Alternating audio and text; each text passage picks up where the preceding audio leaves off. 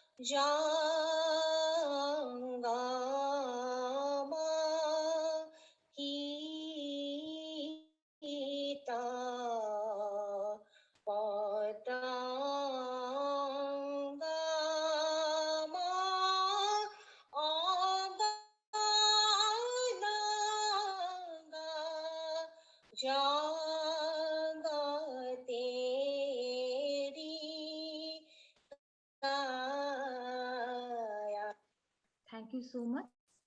Anju ma'am, over to you. Okay, thank you, Kritika. It is such a lovely start to this session, and thank you for giving such a spiritual start to this session. Now, to proceed on, we have with us uh, Mr. Munish Pandit, sir, who is the president of International Committee of Intangible Cultural Heritage. Now, I would like to welcome sir and would like to request him to share a few words with us. Munish, sir. Thank you. Yeah, thank you, Anju. And my compliment to Sanjeev and the Northeast Zone ECOMOS India for taking a special initiative for this particular webinar. And as I'm very happy that Sanjeev and the Northeast Zone ICOMOS India people, they are very much working towards the promotion of ICH, and it's making all their efforts for its recognition. And I believe this is second or third webinar they have conducted for this particular theme. As far as intangible cultural heritage international committee is concerned, in past 1 year since I have taken the lead of the Bureau, we are basically attempting to have a zonal level collaborations and promoting the collaboration of ISC, the International Scientific Committee on Intangible Cultural Heritage, we're at the level of national scientific committees and the state, what we call national committees. So this is something which is important because the primary idea for having this kind of an association is to not only promote ICH, but also to have a better connect with the experts and the people who are working in the field of intangible cultural heritage, and develop a kind of a wider spectrum in the field of intangible cultural heritage across the globe. So there will be a couple of other similar initiatives being taken in other parts of the world, with which ICH is associating with.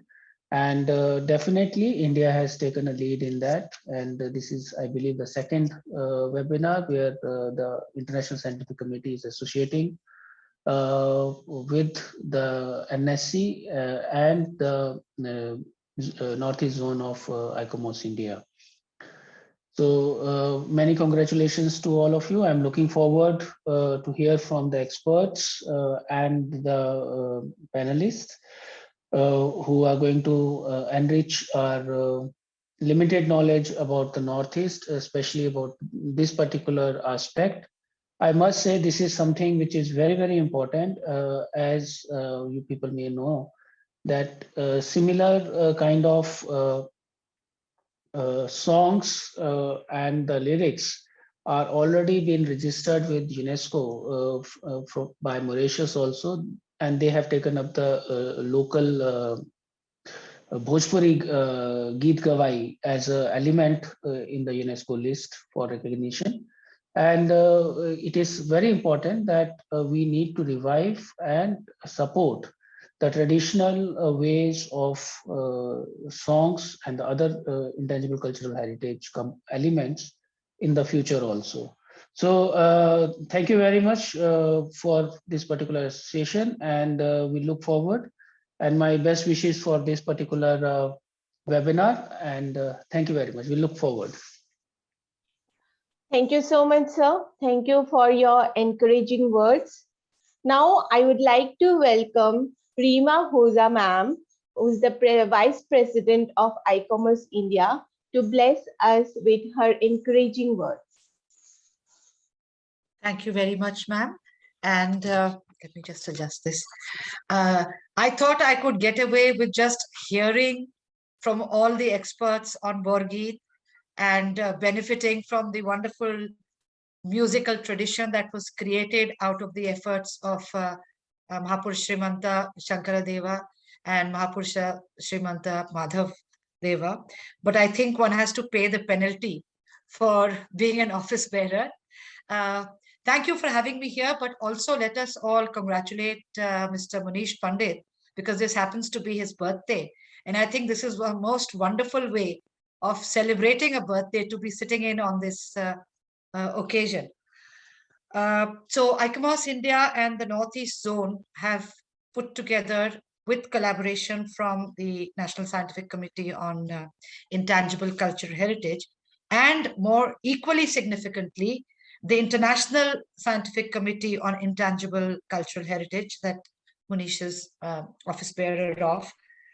And along with that, the Society for Srimanta Shankaradev and Sangeet Satra, a wonderful evening for us, which is much more than merely hearing about Borgeet, hearing the music, hearing about the tradition, hearing how it originated, but also the fact that this is something which is going to become part of our documented tradition on a form that is not just intangible cultural heritage of one part of India, but it is the intangible cultural heritage of the whole world. And you see, music, songs, oral traditions, These are a strong vehicle for culture.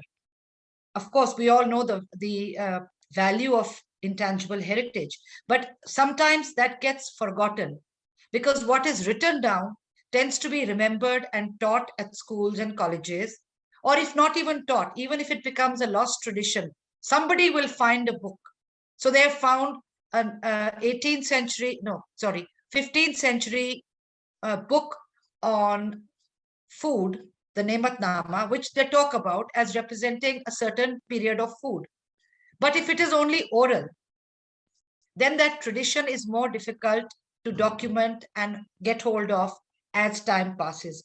So even though change is inevitable, it happens. We can, as an archaeologist, I do bemoan the changes, but we know it is happening. What does, each time we talk about intangible cultural heritage, each time we try and save our living heritage, each time we document it, talk about it, we are making sure that it gets, if not frozen in time, if not frozen on 5th of December 2021, we are getting a certain period recorded.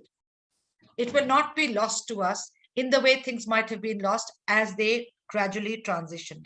So what happens with intangible cultural heritage being documented is we also need to then bring in our scientific approach. Knowing about something is important. Even talking about it is important. I've benefited from the last webinar that the Northeast Zone had organized, which was on the Satras. And I know that I have a lot of cats and I have some helpers from Kuch Bihar. And when I told them, they sat through the talk waiting just to hear the term, Srimanta Shankaradeva, just to hear about the Satras. They thought that they might hear what we will be hearing today, the Borgeet or other traditional songs. They could not. But that is the impact of living heritage. But when we document it, when we study it, we are actually immortalizing it. So by studying it, after documenting it, we can talk about the influences that it has had across South Asia, across other borders, perhaps, we don't know enough, the impacts on it, the changes it has led to. It actually situates our intangible or our living heritage in a wider field. And it helps us understand so many other things. It will help us understand the social, cultural, living milieu in which that, in this case, that music, but otherwise that tradition was created. The songs talk about not just the devotional feeling of the composer, the singer, of the people who are using it as a vehicle of worship, but it is also talking, it is giving us a picture of the landscape, whether it is the religious, spiritual landscape, whether it is the physical landscape. When we talk about this desire to cross the river, to go across to meet the Lord, it is giving us a map, a geography. So all of these issues are, they come to light when we take a tradition, we talk about that tradition, we popularize it, but along with that, we also study it and document it. And that is what today's webinar is going to help us to achieve. The Borgeet tradition is well known and respected, but it needs to be better known, better analyzed. And I, for one, know so little about it that I'm now going to shut up and be ready to listen. Thank you for giving me this opportunity, and all the very best for this and all the people associated with the Borgeet webinar today. Thank you. Thank you so much, ma'am. Thank you for sharing your thoughts, and also it is quite thought-provoking. And thank you for giving us a kind of push to go ahead with and opening a lot of unfolded, jewels of Northeast India. Thank you so much. Now, to proceed on and to start the session, I would like to introduce our first panelist to all of you. Our first speaker is Mr. Pabitra Pran Goswami, who is a former principal from Jorhat College. Dr. Goswami has received his PhD from Dibrugarh University for his research on Borgit, a study of literature and the system of music. He's very active in writing and also publishing. He has published many articles in different newspapers, journals, and magazines in Assam. Along with this, Dr. Goswami is also having Visharad degree in Indian classical music, and he is also authorized music artist in Dibrugarh Radio Center. It's our honor to have you here, sir. I'd like to welcome you to this session and deliver your talk. Namaskar.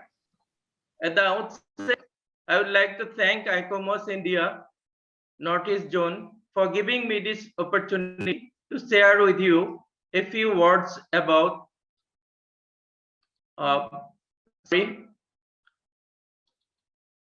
Borgit, its origin, evolution, and development. Let me first introduce my associates. She is Miss Hana Pujari, my student who would accompany me in a demonstration by singing a Borgit, and he is Mr. Raman Mohanta, my brother, who will play tal. The name Borgit, as we know, is popularly ascribed to a special set of devotional songs set in classical rags and sung to accompaniment of scientifically measured tals, composed during the late 15th and the early 16th centuries AD by Mahapurush Srimanta Shankardev and his disciple Sri Sri Madhav Dev, the two chief exponents of Vaishnavism in Assam.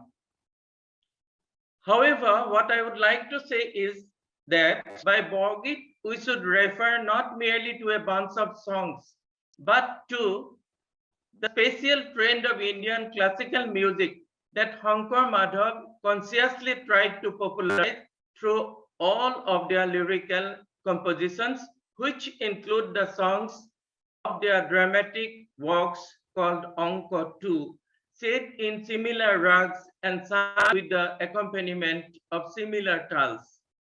The musical train that Borgit reminisces is the train of Prabandhagan. It is noteworthy that during Shankardeva's time, the holy places and temples like those of Jagannatha of Puri and Srinathji of Vrindavan were the living centers of dance and music, and the musical train in vogue everywhere was that of Prabandhagan. The practice of the Ashtapadis of Joydeva's Gita Govinda is known to have been alive till then in those temples. Hence, we infer that Shankardeva fully mastered the musical system of Prabandhagan during his pilgrimages for long 12 years and afterwards composed Borgit on that model. The musical significance of Borgit must be assessed in that historical perspective. The traditionally ideal style of performance of Borgit, as is done in the Khatras or village namgars, exhibit all the 5 dhatus or musical parts of a Prabandhagan, namely Udgraha, Melapaka, Dhruva, Antara, and Abhuga, as described by Pandit Sarangadeva in Sangit Ratnakar. In such performances, the singing of a Borgit is preceded by an instrumental prelude, namely recital of several khols, tals, and 1 or 2 pairs of nagara, which conforms to the corresponding instrumental prelude called Udgraha that preceded the actual singing of a Prabandhagan. The instrumental prelude leads to a composition called Rag Talani or Rag Tal that follows a rhythmic pattern of 4 strokes and 1 gap, along with which the rag of the Borgit as such is elaborated. This rhythmic elaboration of the rag as such corresponds to the Melapaka Dhatu of Prabandhagan. Then comes Dhruva Antara, and Abhugo successively, the first two lines of Borgit are marked as Drung, which is an abbreviation of Dhruva. The rest of the Borgit, though marked as Pada, may be split into two parts, namely Antara and Abhuga, in accordance with the difference in singing style. The Dhruva portion is sung in a single tal. In the last line of a Borgit is sung several times repeatedly, the accompaniment of a rhythmic composition called Thela Bajana, which entirely differs from the other tals played with Borgit. The moment the Thela Bajana starts, one comes to know that the Borgit has come to its end. Hence, this portion of a Borgit deserves to be marked as Abhugo, as the Abhugo Dhatu indicates the end of a Prabandha gun. The singing style of the lines in between Dhruva and Abhuga is quite different, as each line is repeatedly sung in different tals. Hence, this portion of a Borgit deserves the name Antara between and Abhuga. Let's now present before you the demonstration of a Borgit in the traditional Prahangya singing style, in which you may mark the characteristics discussed above.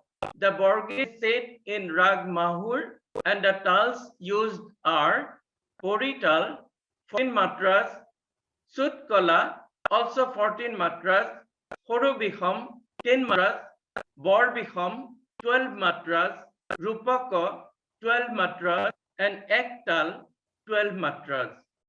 The singing starts with the elaboration of the rag as such in Rag Talani and ends in Thela Bajana.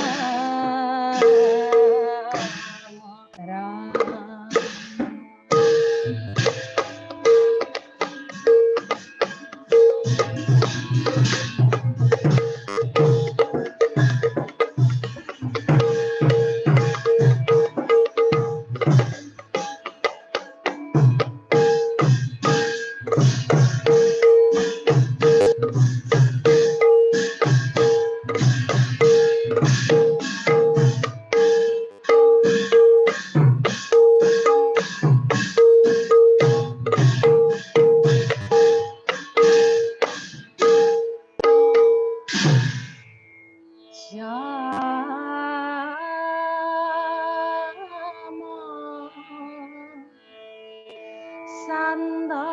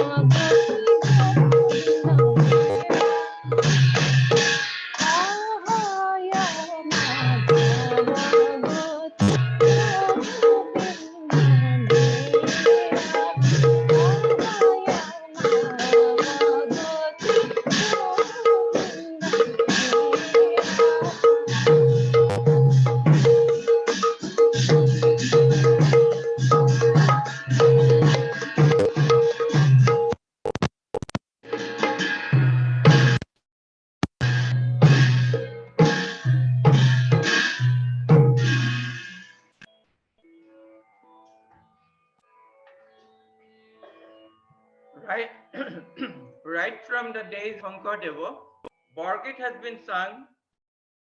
Hello. Right from the days of Shankardeva, Borgit has been sung as a part of Nam Kirtan, the chief religious ritual of the Vaishnava cult in Assam. In the post-Shankardeva period, many religio-cultural institutions called Hotra were established in various parts of the state by the followers of Shankardev, and with a view to practicing, preserving, and spreading the heritage of religion and culture they owed to their guru. The practice of Borgit has also been carried on by the Hotras, and in the course of time, certain factors led to some disparities in the rags and talas practiced in various Hotras to the confusion of the common audience. But my personal research has revealed that the disparities are only apparent, caused by some superficial factors, keeping aside which we see essential resemblance not only in the rugs and the dolls, but also in their traditional Prahangya style of performance among India's Hotras. Borgit as a part of Nam Kirtan was confined to the Hotras and the Namghars till the early part of the 20th century. In fact, it was in the late 1940s, after the establishment of the Guwahati rail station, that our scholars and musicians thought of bringing it out of the Namghar to the radio and the stage as a performing art. In that process, the traditional Prahangya style of singing was simplified and modernized, thereby lowering the musical status of Borgit from that of Prabandhagan to that of light classical bhajan. However, of late, awareness seems to grow among the conscious people as an impact of some research, discussion, and writings by a few scholars in the field regarding the proper worth of Borgit as music. It is indeed a good sign that the people gradually realize the necessity of practicing Borgit in its traditionally Prahangya style. In fact, by so doing, we may be able to establish Borgit the last reminiscence of Prabandhagan in entire India. With these words, I conclude my lecture. Thank you. Thank you so much, sir. And thank you for taking this webinar to another level with such a beautiful Borgit sung by your team. And now I would like to welcome our second panelist, Mrs. Khana Das. Mrs. Khana Das, she is an eminent artist from Sangeet Satra, Guwahati, Assam. At present, she is working as the director of Kalpataru Sanskriti Kendra, which is the hub of classical music, satriya, and traditional music and dance forms, which is also affiliated to Bhatkhande Music School. She has performed the traditional music of Assam on various platforms and in and outside Assam. She has been selected as the member of audition board organized by Sangeet Natak Academy. I would like to welcome ma'am to present her topic in front of us. Welcome, ma'am. Namaskar. I am Mrs. Khana Das from Sangeet Satra, and my co-artist Nandita Bayan, Porinika Goswami, Anjali Das Kashyap, and Udipta Pathak. We convey our heartiest gratitude to ICOMOS India in Northeast Zone and ICICI in collaboration with Sangeet Satra and Society for Concordat for giving me such an prestigious opportunity. Our topic, Borgit, the lyrical songs of Assam, set to ragas in Vaishnava tradition. In Assam, Mahapurush Sri Shankardev and his disciple Mahapurush Sri Madhavdev, the great leader of new Vaishnava movement, created and developed two kinds of lyrics to spread their religious beliefs to the masses. Borgit, composed by Mahapurush Sri Shankardev and Madhavdev. All the characteristics, rules and regulations of classical music applicable in the Borgit. All Borgits are bounded by classical ragas and tals, and all ragas are bounded with specific notation and specific time of singing. In the Thotral and Namghar, rag in the early morning, rag Shyam, Shyamagara, Ko, Kollan, Loli, Kotik, etc. Rag-based Borgit are present in the Namghar in Anibandha way or without tal. This is called Melaras or Melanaras. For example, we are presenting a Melaras in Rag and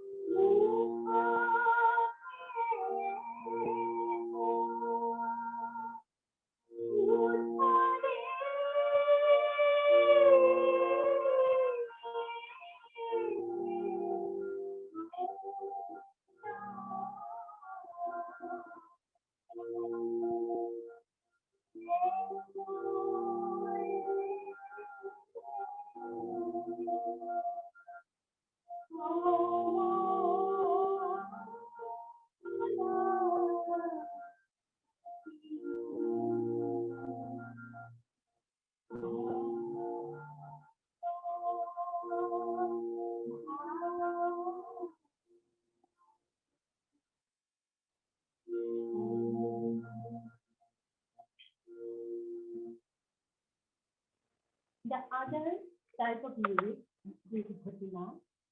Bhatima is a poem which highly praises God or Guru and sung in the form of song bounded by specific rag and tal. Bhatimas are important part of Onkiya Nath or drama composed by Sri Sri Shankaradev and Madhav. For example, we would like to perform one poor Bhatima in Rag Bhatima.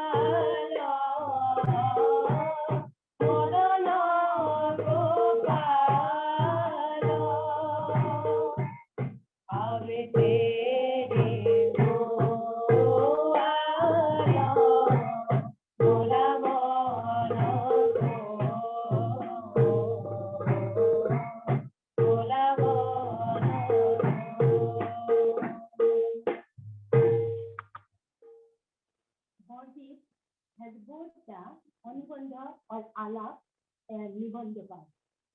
The Anubandha part is called Radhya or Rastana and Nibandha part is called Vidya.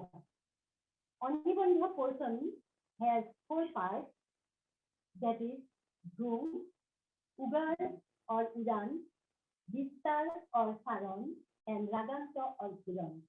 We are presenting Anubandha portion with four parts in Ragas, Rag, Dhanasri.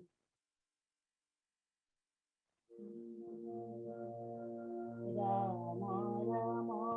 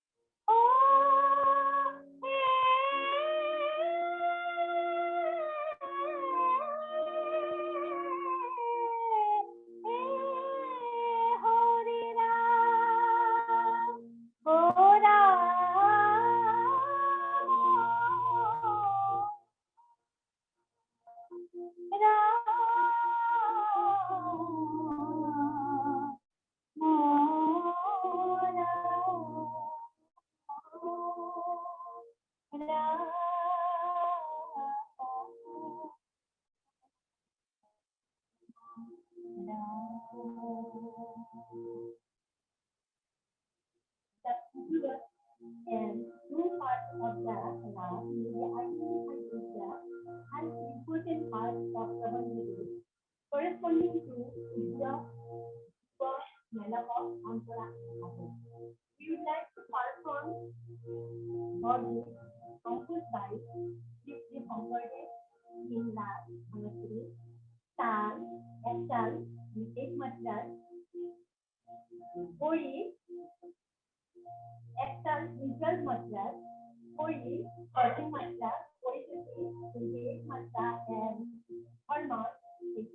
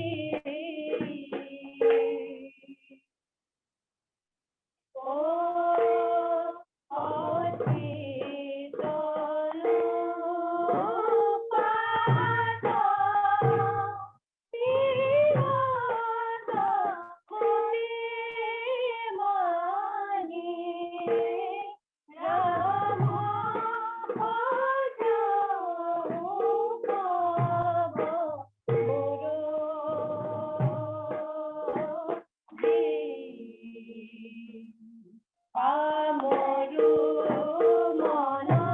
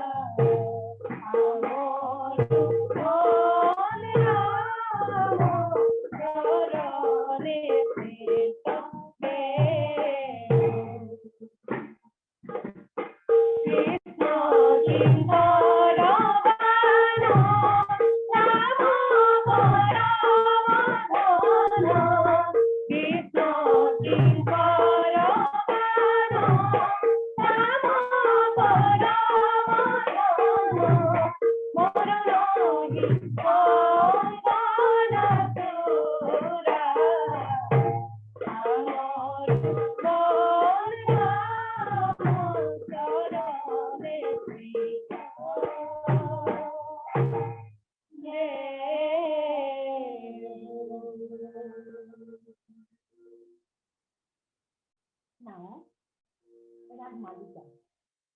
Rag Malika is dedicated to remember the ragas through various interesting pictorial stories. Malikas are termed as ballets in English. There is no mention of body, somebody, ayo, abolo, etc.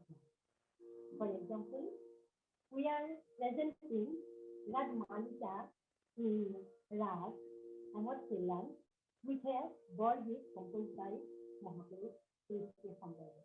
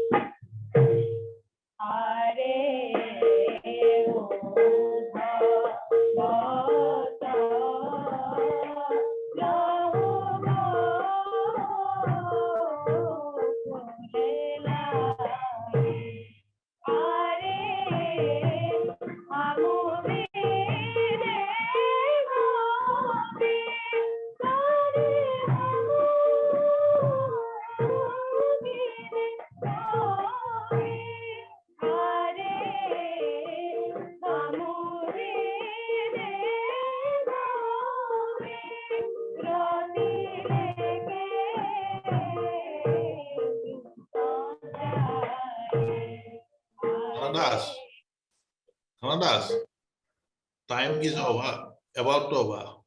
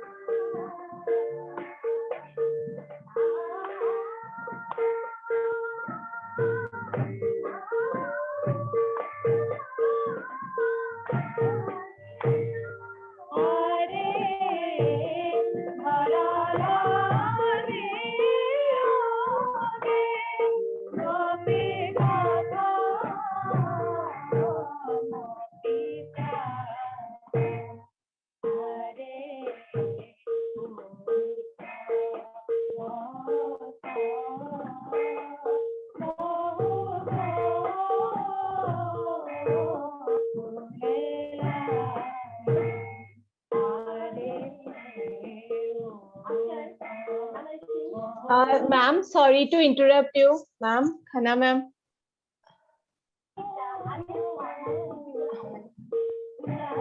Khana ma'am, I'm sorry to interrupt you, but your time is over actually. You have already exceeded the time you have taken.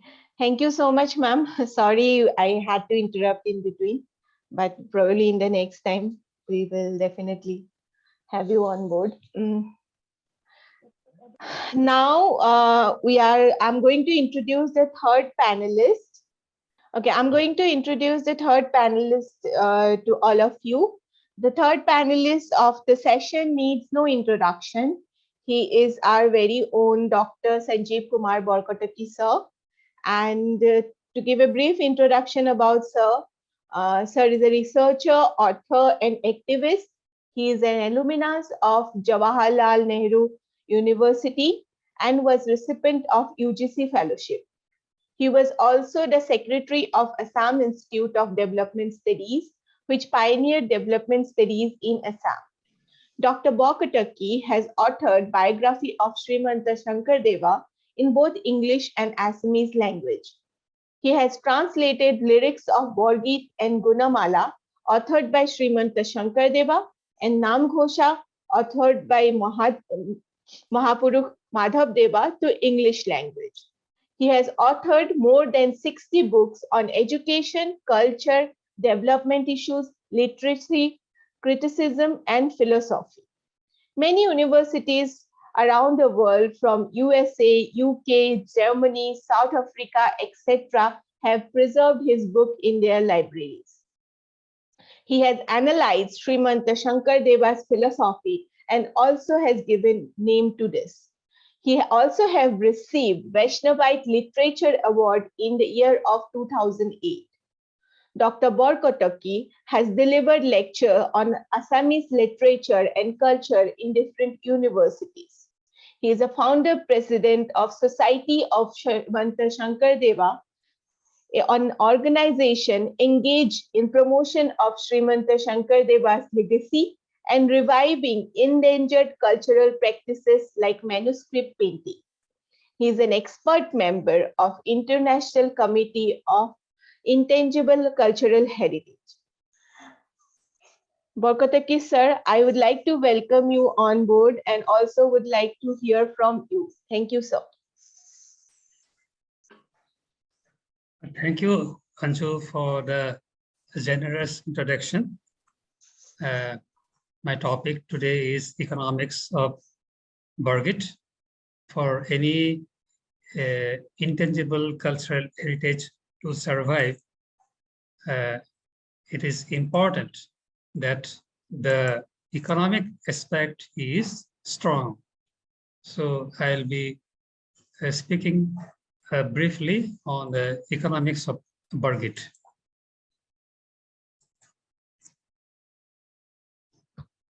As we all know, Srimanta Shankardeva was the founder and creator of this school of music.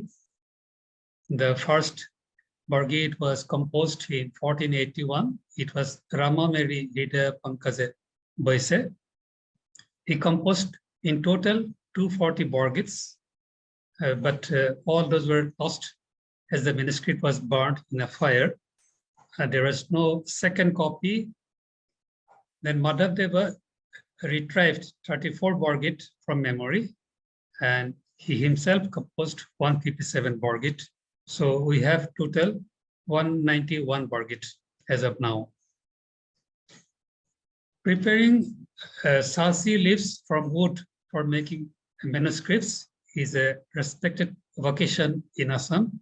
Than and Satras have promoted this art.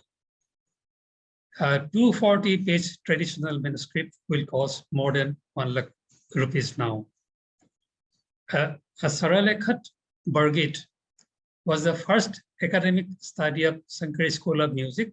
Birendra Kumar Fukan, Purushottam Das, Mitradev Mahanta, Sakradhar Mahanta prepared the notations of Borgit for the first time. And Dr. Maheshwar Nauk edited this book. Late Gulab Mahanta was another serious academic worker. He prepared annotations of all the Borgits. He showed elaborately that Sankari Sangeet had classical features. Dr. Pavitra Goswami, whom we have heard just now, has explored the background of Bargit in ancient Prabandha Sangeet. He has done extensive research on Bargit. Kanadas has written an analytical book along with notations of some Bargits, as well as songs of Ankia play. I myself have translated the Bargits of Srimanta Shankardeva to English. I have also translated Golab Mahanta's book to English. Upendranath Oza wrote a treatise on philosophical meaning of Bargits. There are hardly 25 books on Bargit till date. Maximum total turnover of such books per year is rupees 12.5 lakh only. 250 copies of any such book are sold in the market per year on average. This is from our own experience as an erstwhile publisher. We have taken average price as rupees 200. The production cost of a book is minimum rupees 1 lakh and can go up to rupees 3 lakh. The publishers are not interested in publishing books on Bargit. Several books have not been reprinted after the first edition. There have been several cassettes and CD of Bargit till date. These are by late Punyabhat Deva Goswami, late Gahan Goswami, late Girikanta Mahanta, Ananta Oza, Rupchuti Oza, Kunin Oza, Subin Garg, Madhav Krishna Das, Khana Das, Nikunjalata Mahanta, Mitali De, Durgamai Bara, Upen Bargayan, Krishnamani Nath, Prashanta Rajkua, Anima Chaudhary, Vidyasagar, Swagmani Mahanta, and others. There have been about 50 cassettes and CD made on Bargit till date. We analyzed 25 cassettes and CD among them.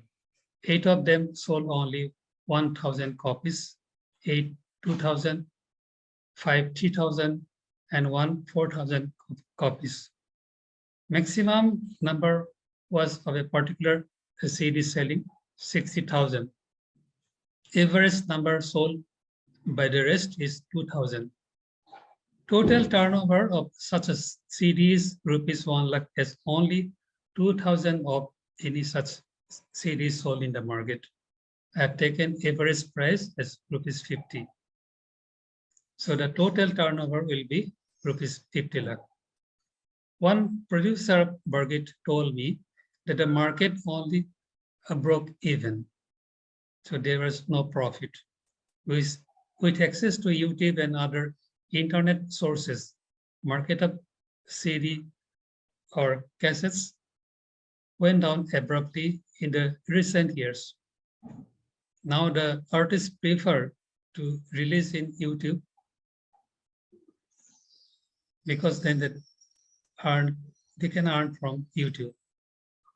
The performers of Bargit have to wear traditional costumes. This cost about rupees 3,000 per head. If there is one call, one cymbal, and one surrender, the instrumentalist as well as the vocalist will incur rupees 12,000 in costume. So the expense of the instruments are as follows. For a call, it requires rupees 5,000. The cymbal, rupees 3,000. Surrender, rupees 4,000. Since we have the costume cost as rupees 12,000, the total investment for a Bargit team comes to about rupees 24,000. The performers of Bargit are in high demand. Any function in Assam cannot start without a performance of Bargit. But these performers do not get adequate compensation from the organizers. Most of the times they have to perform without any honorarium. 100% of our respondents told us categorically about this discrimination, that while the performers of modern songs get better remuneration, the Bargit performers get almost peanuts or even nothing. In the satras, the performers of the Borgit are honored with simple traditional costume and provisions of total value about rupees 2,000. In our estimate, a Borgit performer should be paid minimum rupees 5,000 per performance. And this should be minimum rupees 10,000 in the metro cities. We interviewed several Borgit singers, only one, Dimbeshwar Bhuiya, who is a retired Borgit teacher in the State Music College, said he earned his living on Borgit teaching. No other respondents said that it was possible to make a living solely on Borgit. All the performers of Borgit said that they were not in a position to bargain with the producers or the event organizers. They had to accept whatever was offered to them. The reason behind this is the limited number of producers. So it's a buyer's market. Organizing Borgit conferences cost about rupees 5 lakh. Our Society of Srimanta Shankardev organized one such event at Duliajan on 25th December 2016. Singers from different satras performed there as per their own traditions. Sagindata Academy sponsored that event. So how to improve the situation? For that, there must be awareness to respect the Borgit performers as professional artists. The event organizers must pay the artist for Borgit adequately. The Borgit has to be brought out of the shadow of other music. Events should be held solely for Borgit, like we organized in 2016 at Duliajan. Sagindata Academy, etc. should sponsor such event. The tourism circuits can include Borgit events in their places of attraction like Majuli. Thank you. So that was my short and brief presentation. I hope this has given at least some idea about the importance of the economic aspect, because without proper economic support, no intangible cultural heritage can be sustained. Thank you. Thank you so much, Borkotaki sir, for your enlightening session. And thank you for actually taking out so many things which are never get the light of common public. And I definitely feel we need to think about it as well. Now, with this, we are going to finish the session of panelists here, and we are open for discussion. So with this, I would like to ask our observer, and each observers are given 3 minutes of time to speak their heart out and let us know about their saying on this session and on the topic, anything they would like to share with us. So to begin with, I would like to call Prahlad sir. Sir, we would like to hear from you about your thoughts on today's session. Thank you very much, ma'am. Basically, I'm thankful to entire group for allowing me to share this event pertaining to Borgit. This is the form of music which I have experienced first time just now, and it appears to be restricted only up to northeast area. That is what I think. But anyhow, these are the traditions, these are the forms territorial forms, I would say. So as in Maharashtra, bhajan or kirtan are the traditions. Likewise, it appears to be the tradition of Borgit form in Northeast. I liked it, and as per my knowledge, as per my experience, it appears to be very much close to Drupad Gaiki.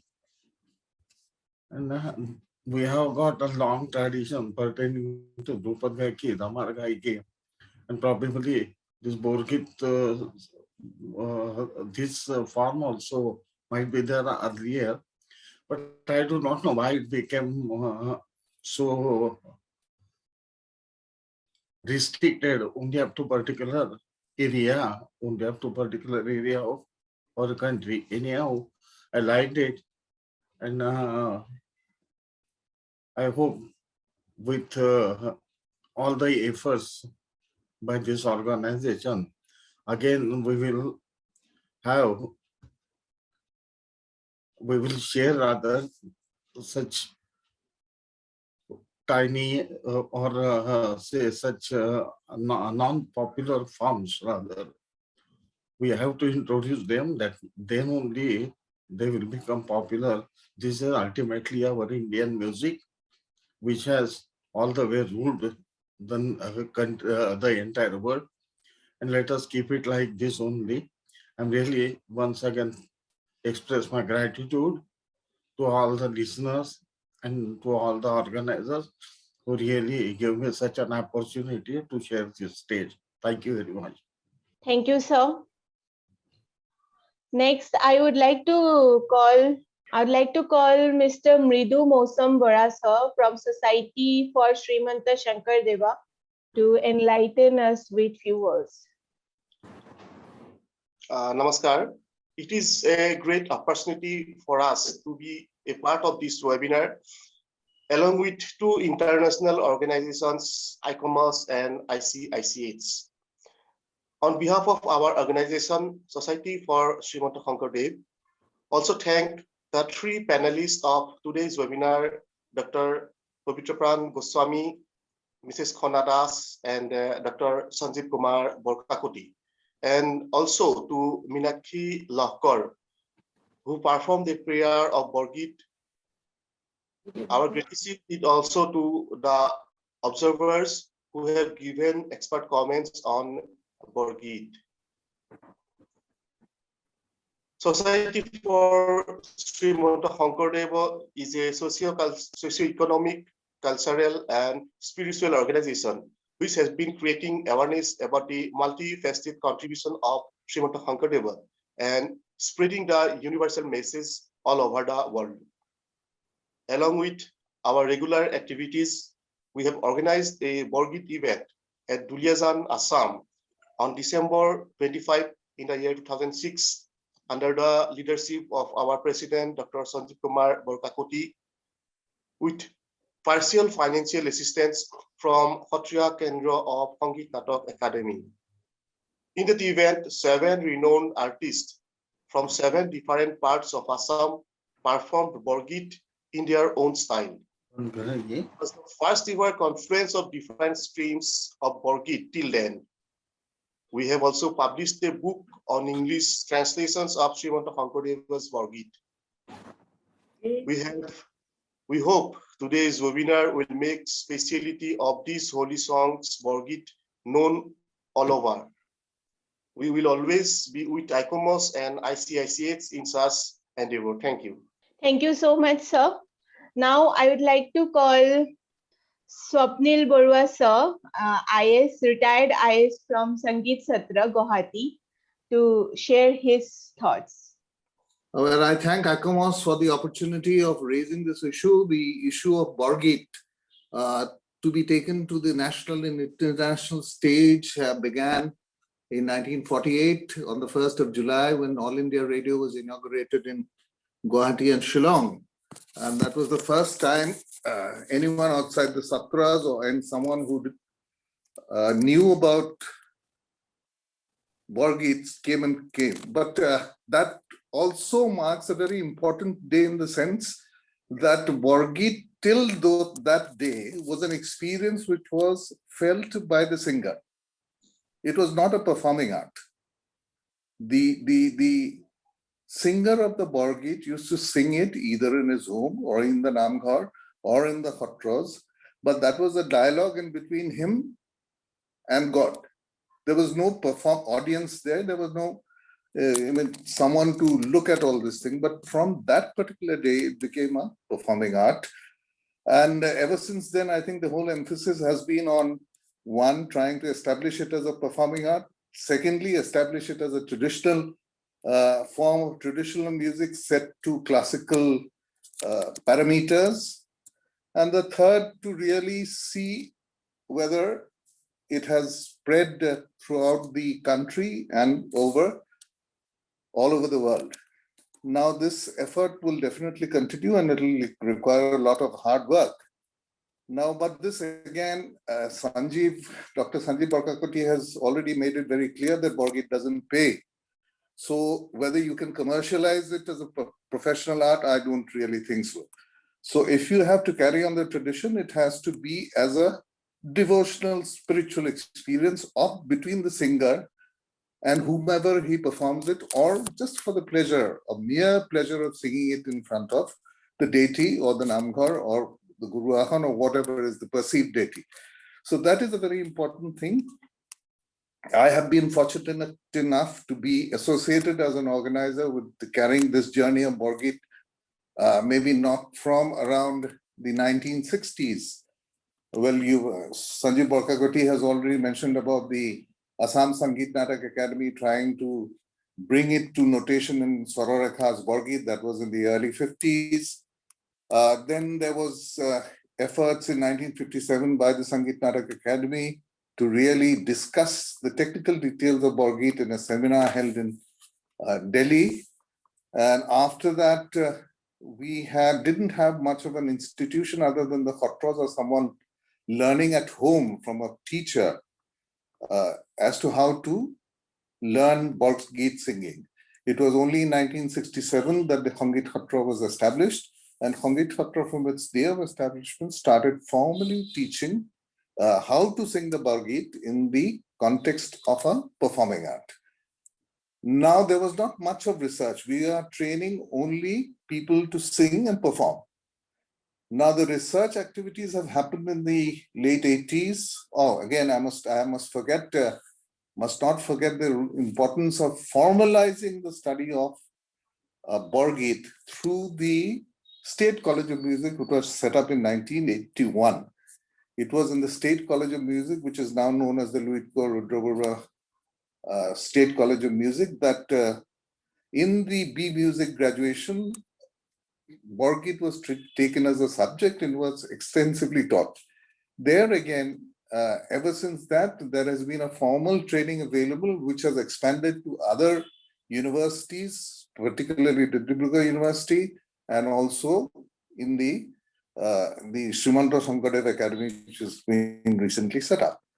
In this context, I must tell you about a very important function in 1976, December, which was a performance of different Borgits by the masters of that day, which was led, and the presiding commentator or the compared to the show was Dr. Birendra Nath Datta, where the technicalities of Borgit was discussed, and I can still remember the day when Rabindra Bhavan overflowed. It was perhaps the first time that anyone could really get to see what the pull or the attraction of the Borgit is. But that again is something which has continued.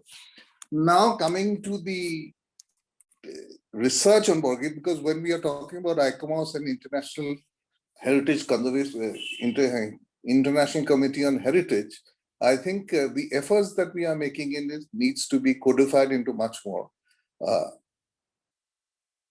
accessible information. A lot of research has happened, but research is happening in isolation, which has neither benefited the academic community, nor has it benefited the layman. I think now the research has to be systemized and made available in such a way so that the developments are made available to each and every one at the click of the button, as everyone wants to see it. Now, another aspect of the thing is that whether the comparison of the Borgit has been made with the Bhakti Sangeet that emerged in the 15th century throughout India. That, I think, is an important point of research so far, since we are talking about a higher level of Borgit, not simply as a performing art, but as a serious traditional music with classical pattern, set to classical pattern. Now, I don't think any kind of study has really been done, although the Shankardev chair, which was there in the Patiala University, some work was done, but so far as we are concerned as laymen, these studies are not easily accessible. So a study on the impact of, or the similarities in between the music of Assam and the other places where the Bhakti movement flowered in India in the 15th century really has to be done. The second one is making available Borgit in the staff notation so far as international experience is concerned. I mean, it will be very difficult for someone who's not adept with the Indian notation system to really make use of the research work that has been done so far in popularizing Borgit or making information about Borgits available on a much more wider platform. Third thing is that I somehow feel listening to the music of the Orient, that is the music especially around Vietnam, Cambodia, Laos and all, the Mon Khmer region, which has connections with Assam, where we have a lot of our tribal communities who owe their origin to that Mon Khmer culture. So that culture, whether it has influenced Borgits in the form of presentation or whether it has remained very critically to conforming to the Hindustani classical music or even Carnataki classical music, I think that is one area where we have to really seriously take down. And the practitioners who are there, the specialists who are there, have a big job ahead of you. We in Sangit Khatra are always been continuing. Now it's been nearly 50 years that we have been formally teaching music, the Borgit and the Ankia Geets for presentation. But that I feel is not enough. We really have to do much more bigger to carry on. One, as a school of music which is known throughout the country and also internationally. And secondly, research material available on these aspects so that these can be really highlighted. I don't think commercially it is ever going to be very viable proposition. So I personally feel that the Khatras and the Khatra Mahakama and the organizations associated with Shankardeva studies really take the Borgit back to its original place, that is as a devotional or spiritual experience.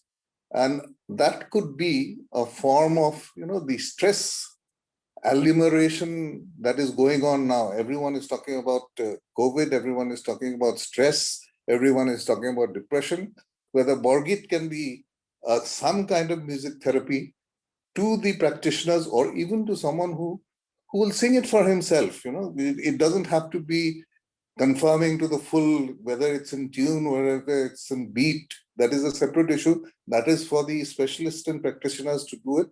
But for the layman, because I still remember my grandmother or even my mother who's 90 now, she keeps on singing a Borgit every day before her prayers. And she doesn't sing it to tune, she doesn't sing it to a perfect tal, but yet she sings it with all devotion. So that devotion is going to really keep the tradition alive and thereby spread its message throughout the country and the world. That's what I have to say in my initial reaction. I think we can carry forward from here. Thank you very much. Thank you so much, sir. Now, without wasting time, I would like to call S.N. Murthy, sir, since he is with us, and his work on Satras and on Majuli, I think everybody is aware of it. Murthy, sir, we'd love to hear from you. Yes, okay. Thank you very much. This is a wonderful event and as outlined by Swapnil Barua sir, that Borgit has its roots in Bhakti tradition of Neo-Vaishnav movement. And it can be seen as a Bhakti tradition, as a devotion to God. So now its journey is visible as a performing art, and he has nicely outlined it, and also he has mentioned. I would like to just emphasize upon the same point, as being practiced across Satriya culture, Shankari culture, Shankari traditions, as being practiced in Namghars and Satras. That kind of Bhakti tradition has to continue. And also, as mentioned by Dr. Sanjeev Kumar Borkakoti, that it can be taken to the international level with appropriate means.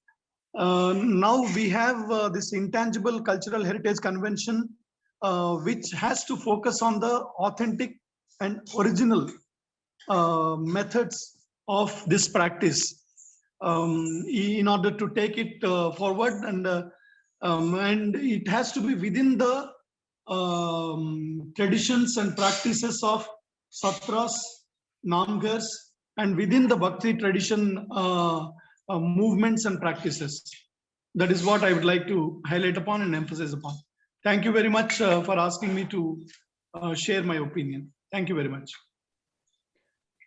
Well, as you switch on to the other speaker, just a point I would like to mention is that I was collector of a place called Barpeta, and for recording the Barpeta School of Music in the project which was taken by the Anandaram Barua Institute of Bhasha Language, I had to vacate my collector's quarter for 3 days so that they could do the recording undisturbed in this place called Barpeta.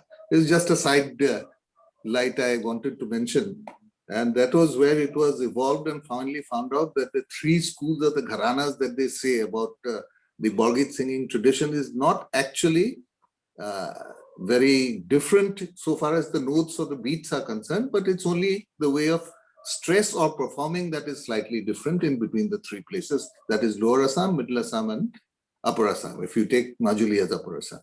And you'd be pleased to know that we have just about finished documenting the artifacts at the Dakhinpat Khotra, which has been catalogued, and INTAC has been very kind enough to bring it out in a 2-volume bit, which I think will be required subsequently if you have to keep on our efforts to get Majuli in the intangible at the World Heritage Site tag. Though I don't know how real. Do we still have to claim? INTAC, I think Professor Sheila Bora and also Mriduma Sumbura, they have... Midu is doing something else. Midu is doing the Mayong one. I am the common factor in both of them. Okay. Thank you. Thank you so much, sir. Now I would like to call Dr. Mrinalini ma'am from NSC ICH ICOMOS India to put her observation on this session. Thank you, ma'am. Namaste to all. I congratulate all the participants and especially the organizers, Dilip Chengagoti sir and Dr. Sanjeev Kumar, for making the efforts to bring Borgit to national and international audience. A person like me sitting in Jammu had no idea what this Borgit is, but now having gone through these various discussions and the songs, truly these songs took us to a different plane, where we just forgot about pandemic, Omicron, and our everyday struggles. And it also highlighted how this Borgit is an important aspect of the intangible heritage of Assam. And the most important thing is that the initiative for showcasing the Borgit and also the critical analysis from the land of its practice is very encouraging. This shows how these people of Assam, the scholars and the practitioners, they're coming together and trying to not only document, but also taking initiatives to protect this important intangible heritage of Assam. And I congratulate everyone, and the inputs from Dr. Sanjeev, Swapnil Barua sir and others, they'll be taken into consideration. And as ICOMOS ICH is part of this organization of this webinar, we'll take all these inputs into consideration and see to it that this Borgit also becomes an enlisted heritage of India, and which can be taken to international level. As ICH is also part of this webinar, so we'll try to get together all these inputs and see that this webinar also becomes an important heritage to be showcased to the younger generation of India, not only of Assam, but also of India. Thank you. Thank you so much, ma'am, for your encouraging words. Now, I would like to call Dr. Monalisa Bharadwaj, ma'am, coordinator of NSC ICH ICOMOS India, to share her thoughts. Good evening, everyone. I would like to state that today's webinar brought to forefront the music tradition of Borgit from Northeast India, that is a distinctive intangible cultural heritage of the region. The performances and the perspectives shared today are much needed to continuously build awareness and value for our collective heritage. One particular observation, because I am from architecture background, for further inquiry in understanding this ICH of Borgit is how can we study the parampara, the tradition of ICH pedagogy in music in relation to the spaces of learning and performances in the traditional context. What spaces nurtured these paramparas, their relevance since 14th to 15th century. I congratulate Northeast Zone ICOMOS and all the eminent panelists for this webinar today for conducting a successful session. Special thanks to Anju and Kritika for moderating the session so successfully. With this, I thank one and all. Have a good day. Jai Hind. Sunaina ma'am, can you share your views on this? Your observation is welcome, ma'am. Yeah, namaskarams. Actually, thank you, ICOMOS, for giving me this opportunity to speak today. Being a Carnatic vocalist and a teacher, I've actually seen the various aspects of this evolution of music, various forms of music. Even Carnatic music has different aspects and different various Vagyakaras. So keeping in view how South Indian classical music has evolved over years and how our elders set an example, I would like to suggest the following points for promotion of this beautiful musical form, Borgit. Thing is Goshti Ganam. One is Goshti Ganam, where every year there can be an Aradhana conducted for Mahapurusha Sri Shankara Deva. A few famous compositions of Borgit can be chosen and rendered by a set of musicians. Like we conduct Tyagaraja Aradhana here in Tiruvayar, where every year we perform a set of Pancharatna Kritis, and it's been coming as a tradition every year by year, and year by year there is a lot of promotion also. Initially it was just a set of musicians performing there, but later now it's telecasted in Doordarshan also. It's been over 70 or 80 years. So that tradition is still continuing. So probably this could help. And Guru Sishya Parampara, keeping the traditional art form intact, and that being that being transferred to the Sishyas from the Guru, and without the traditional form being disturbed, the same thing conveyed to the Sishyas. And motivating the performing artists of classical music to include them as part of their presentations in the concert. So, and even conducting workshops and including it as part of the curriculum. And even one thing I noticed today is we studied about prabandhas in our theory, but today I've practically seen the performance of prabandhas, including various talas, because we consider this as a complicated thing to perform. So prabandhas are not so common in South Indian classical music, but today I could see, and I was so impressed by the performances, how they included the complicated talas and different ragas while singing it. And that is so beautiful. So probably jugalbandis and any performances can be included, and this special certification courses, if they can include, that will be nice.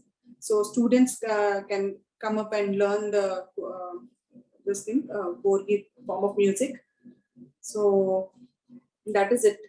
And thank you for giving me this opportunity to speak today. Thank you so much, ma'am. Thank you for all your suggestions. Definitely, we will note it and then try to put it up in the next session.